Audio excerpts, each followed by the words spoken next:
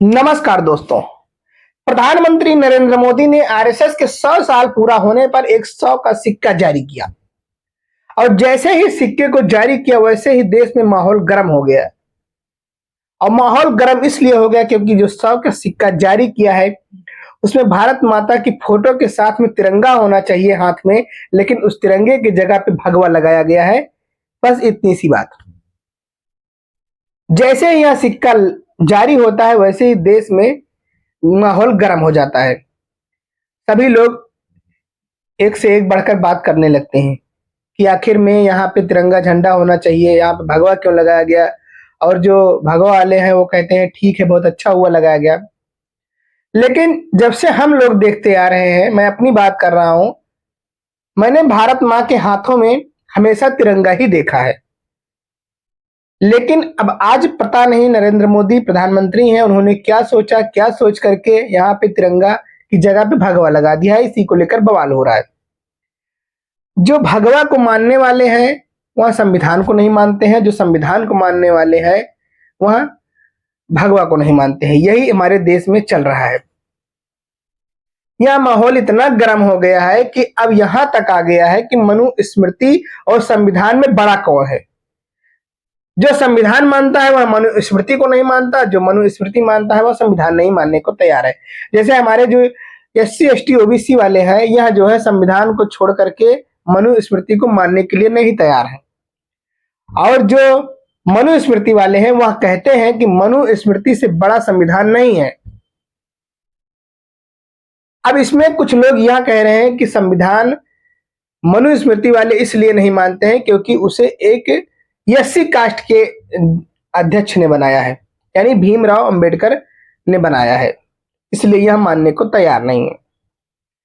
और जो आप फोटो हमारे स्क्रीन पर देख रहे हैं रामभद्राचार्य महाराज की, ये साफ शब्दों में मीडिया के सामने कह चुके हैं कि मुझे संविधान नहीं मानना है, मैं न मानूंगा और न मैं मानने दूंगा। इन्होंने ब्राह्मण को सर्वश्रेष्ठ बताया है और इनका साफ साफ कहना है कि मनुस्मृति से बड़ा संविधान नहीं है, मनुस्मृति ही संविधान है। इसी को लेकर के माहौल गर्म हो चुका है। अब हम बात यह करेंगे कि रामभद्राचार्य की ही बात कर लेते हैं, उन्हीं के हिसाब से चलते हैं, हिंदू धर्म ग्रंथों के हिसाब से ही चल रहे हैं। जो देश में तमाम प्रकार के बाबा हैं उन्हीं के हिसाब से मैं बात करता हूं। रामभद्राचार्य जी कहते हैं कि मैं मनुस्मृति को मानता हूं, संविधान नहीं मानता हूं। लेकिन इनका ये क्यों नहीं मानते हैं, इस पर इन्होंने कहा कि बाबा साहेब भीमराव अंबेडकर ने मनुस्मृति की प्रतिलिपियां जलाई हैं। लेकिन सही क्या है और गलत क्या है तो हमने तो देखा नहीं है। लेकिन जो है शंकराचार्य महाराज, जिसकी फोटो आप देख रहे हैं हमारे स्क्रीन पर, इनका कहना है कि मनुस्मृति को भीमराव अंबेडकर ने नहीं जलाया था बल्कि ब्राह्मण समाज के लोगों ने ही जलाया था। बाबा साहेब अंबेडकर सिर्फ वहां पे खड़े थे, इसलिए जो है ऐसा उनका नाम आ रहा है। अब हमारे ये नहीं समझ में आ रहा है कि मैं जो है, हमने इतिहास उठा करके पढ़ा, उस इतिहास में कहीं नहीं मिला हमको कि अंबेडकर ने मनुस्मृति जलाई, कभी नहीं जलाई। लेकिन प्रचार यही है कि अंबेडकर ने मनुस्मृति जलाई। महाराष्ट्र के महाड़ नाम के गांव में एक तालाब में ब्राह्मण लोग, क्षत्रिय लोग व्यवहार करते थे। ये आंदोलन वहां के लोगों ने चलाया कि हम भी इसमें नहाएंगे, तो सामान्य वर्गीकरण होता ही है। तो वहां की नगर पालिका में प्रस्ताव पारित हो गया कि ये सार्वजनिक तालाब घोषित किया जाता है। उसी को आधार बना करके महाड़ नाम का गांव था, महाड़ में आंदोलन चला और उसमें जो गंगाधर सहस्त्रबुद्धे नाम का एक ब्राह्मण था, जो चित्पावन ब्राह्मण था, उसने मनुस्मृति जलाई। अंबेडकर ने नहीं जलाई। अंबेडकर जब जलाई जा रही थी तो उसमें उपस्थित थे, लेकिन नेतृत्व तो नहीं कर रहे थे। जला भी शंकराचार्य की बात मानूं कि रामभद्राचार्य की बात मानूं, मुझे कुछ समझ में नहीं आ रहा है कि आखिर पहले आप लोग डिसाइड कर लीजिए कि सही क्या है, गलत क्या है, उसके बाद बात करते हैं। ये तो बात हो गई। दूसरी बात कि अभी आपने देखा BR गवई के ऊपर जो है जूता फेंकने का मामला आया। हम लोग कहते हैं कि हमारी प्रधानमंत्री नरेंद्र मोदी की सरकार में सब कुछ अच्छा चल रहा है, सब राम राज है, सब अच्छा चल रहा है।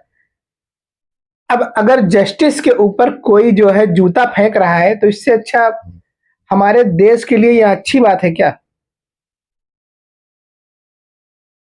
अब सब लोग तर्क दे रहे हैं कि उन्होंने ऐसा मंदिर के बारे में क्यों बोला, मस्जिद के बारे में क्यों बोला। तो जो बोला उन्होंने वो अलग बात है, जैसा भी बोला। लेकिन अगर इस तरीके से हम लोग उनके ऊपर जूता उछालेंगे तो क्या अच्छी बात है? पहले आप लोग डिसाइड कर लीजिए कि सही क्या है, गलत क्या है। मनुस्मृति किसने जलाई? आरएसएस के लोगों ने 50 वर्षों तक अपने कार्यालय पे झंडा नहीं लगाया तिरंगा का, और आज उनको बताया जा रहा है कि जो है आजादी में इनका पूरा हाथ था। इसके पहले मोदी की सरकार नहीं थी, इसके पहले आरएसएस को किसी ने अगर कहा हो कि इनका आजादी में क्रांतिकारियों के साथ साथ हो तो बताए। वीर सावरकर जी थे, अच्छा चंद्रशेखर आजाद, भगत सिंह, इनका सबका नाम हमने बचपन में पढ़ा है, आप लोगों ने भी देखा होगा, जिसको आजादी में साथ था। सब लोग ने मिलकर के आजादी दिलाई। लेकिन आरएसएस के जो लोग थे, ये लोग जो है अंग्रेजों के मुखबरी करते थे, और इनका मानना था कि अगर अंग्रेज चले जाएंगे तो हम लोग जो है सुकून से नहीं रह पाएंगे। ये लोग चाहते थे कि अंग्रेज न जाए। यही बात रामभद्राचार्य जी कहते हैं कि अंग्रेज से भीमराव अंबेडकर मिले हुए थे। कोई कुछ कह रहा है, कोई कुछ कह रहा है, सही तर्क कोई दे ही नहीं रहा है कि आखिर में सही क्या है। सरकार की भी कुछ जिम्मेदारियां होती हैं। अगर देश में ऐसे ही होता रहा तो शायद लगता है कि एक यह गृह युद्ध हो जाएगा। सरकार को इस पे ध्यान देना चाहिए। हमारा देश विकसित की तरफ नहीं जा रहा है और नीचे जा रहा है। अगर ऐसे ही अपने देश में लड़ते रहेंगे तो हम कहां चले जाएंगे हमें पता नहीं है। सरकार को इन सारी बातों पे ध्यान देना चाहिए। जो देश में अफवाहें फैल रही हैं उसको कंट्रोल करना चाहिए। सही बात क्या है, तर्क वितर्क करके इन सारे मामलों को सुलझाना चाहिए, नहीं तो देश में ऐसे माहौल बिगड़ता चला जाएगा। आप लोगों को हमारा वीडियो कैसा लगा हमें कमेंट में जरूर बताएं। अगर हमारे वीडियो से किसी की भावनाओं को आहत होगी तो हम उसके लिए माफी मांगते हैं। अगर आपको हमारा वीडियो पसंद आया तो हमारे वीडियो को लाइक करिएगा, शेयर करिएगा और सब्सक्राइब करिएगा। धन्यवाद।